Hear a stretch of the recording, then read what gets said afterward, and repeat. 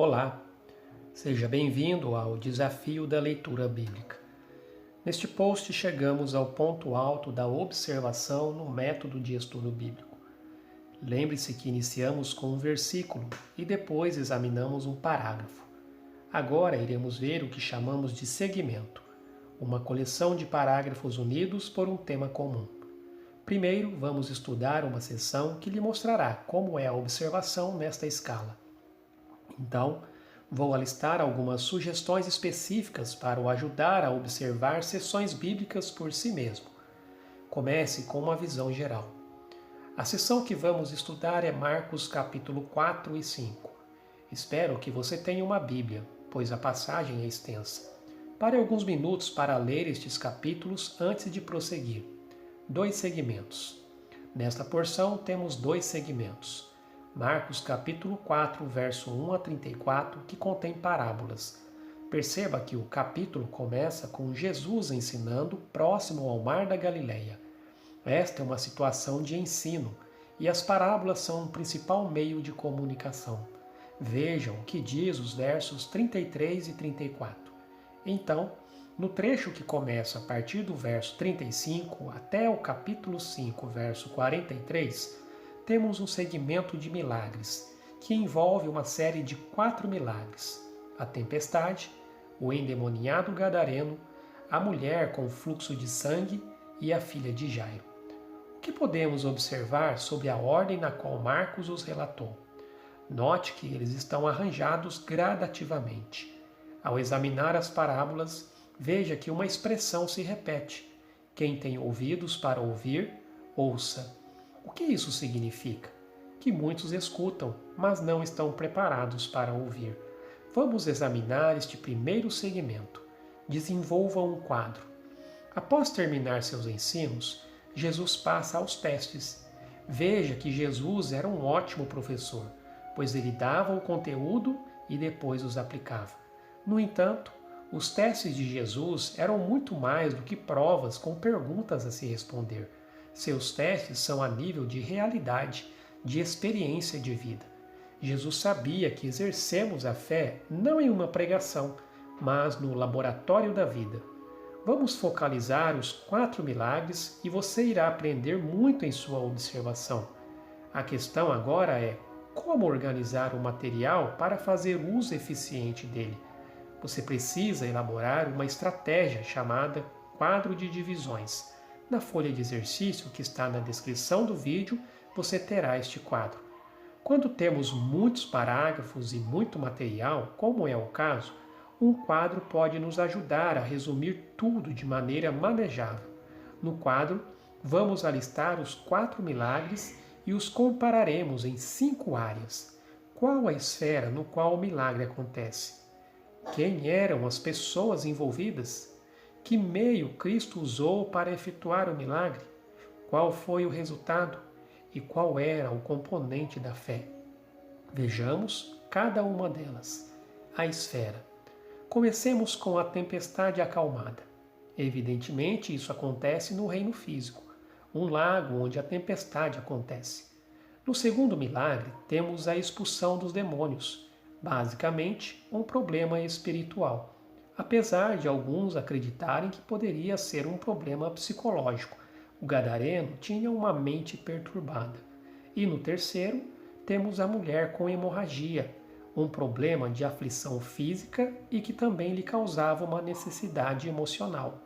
E por fim, a cura da filha de Jairo, que podemos dizer que envolve um problema físico, emocional e espiritual. Por essa razão, este milagre é o ponto alto da sessão.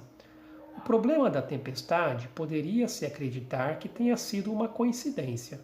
O endemoniado talvez precisasse de um tratamento psiquiátrico e a mulher com hemorragia de um bom ginecologista. Mas e quanto à filha de Jairo? Quem poderia resolver o seu problema? Perceba que os milagres foram arranjados de forma gradativa. Jesus não somente tinha poder sobre as esferas física, mental e emocional, mas ele tinha poder sobre a morte. As pessoas. Vejamos agora as pessoas envolvidas. Na tempestade temos os discípulos.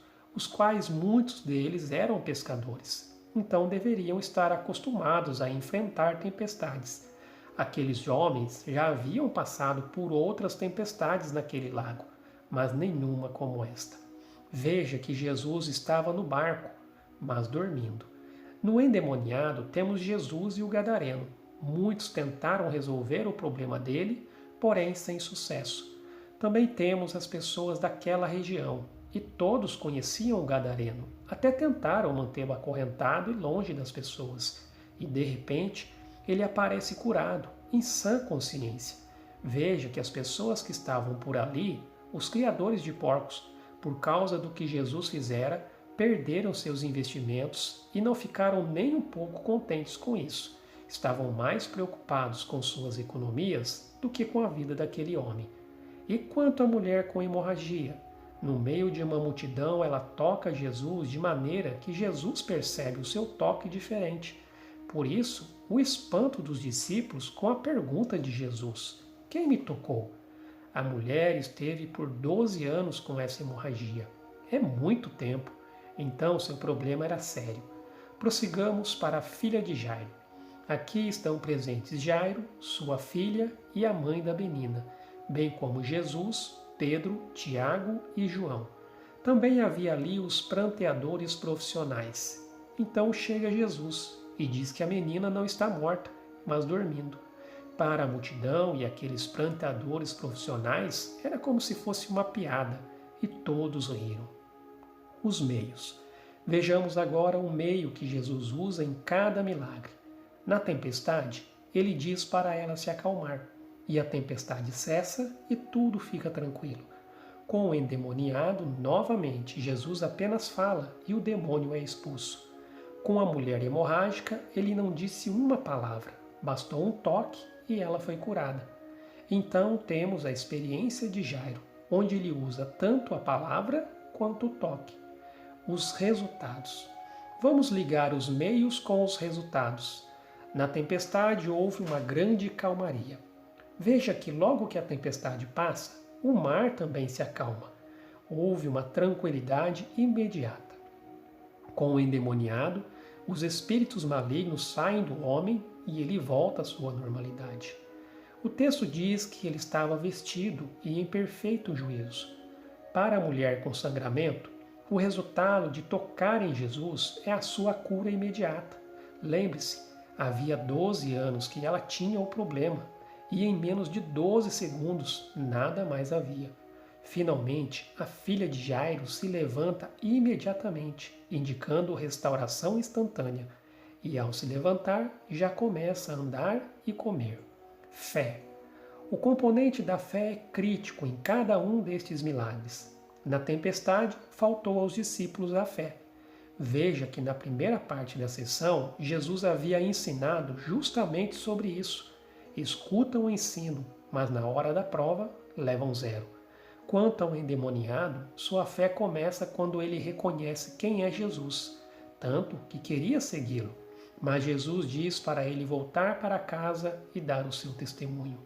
A mulher é talvez a que realmente fez uso da fé. Ela toma a iniciativa com base no que tinha ouvido falar sobre Jesus.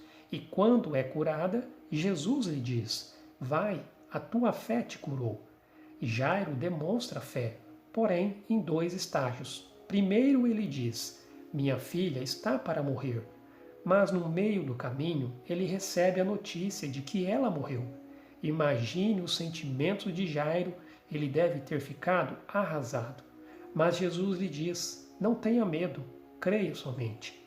Assim ele prossegue, confiando em Jesus. Em tudo isso, quem sempre estava presente?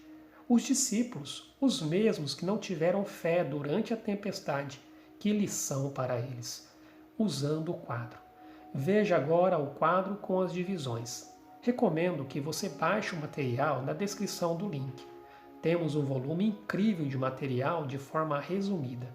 Podemos estudar o quadro em 2 modos. Primeiro, compostamente, indo da esquerda para a direita, ou seja, considerando cada um dos milagres e avaliando-os em termos da esfera, pessoas, meios, resultados e da fé.